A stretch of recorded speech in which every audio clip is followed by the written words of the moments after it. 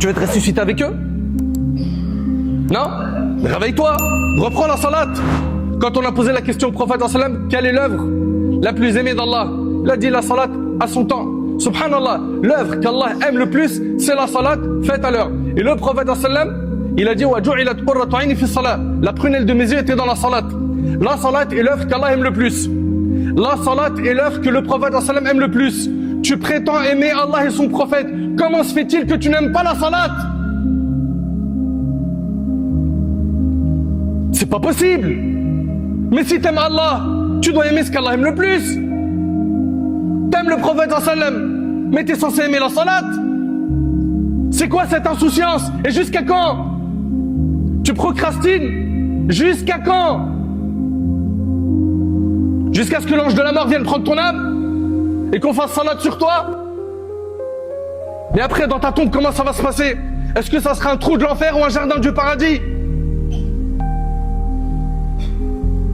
Othman radiallahu anhu, quand il se tenait devant une tombe, il pleurait jusqu'à tremper sa barbe. On lui disait que lorsque le paradis et l'enfer est mentionné, il pleure pas. Et devant une tombe, il pleure. Il a dit, car j'ai entendu le prophète sallam dire, la tombe est la première station du jour du jugement. Si cette étape est facile, ce qui viendra après sera facile. Mais si cette étape est difficile, ce qui viendra après sera dur. Tu te vois où, toi, dans ta tombe? Dans un jardin du paradis? T'as fait les causes? Tu pries? Tu pries pas? Sans compter qu'il y a certains savants, mais ça faut l'entendre, qui disent que t'es même pas musulman parce que tu fais pas salat. C'est-à-dire, la position des savants musulmans, c'est est-ce que t'es pervers ou est-ce que t'es kafir?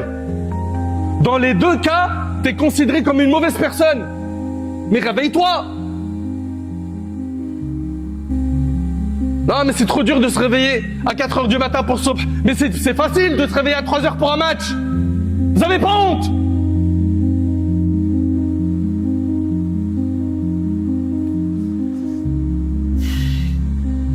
Le véritable perdant n'est pas celui dont l'équipe est éliminée. Le véritable perdant, c'est celui qui a coupé sa relation avec Allah. Et le véritable gagnant est celui qui rencontre Allah avec sa religion préservée. Donc, premier conseil, la salat barakallahu fikum. Ceux qui prient pas, montez dans le train de ceux qui prient. Ceux qui sont négligents, réparez ça. La salat, c'est une ligne rouge. Tu dois prier.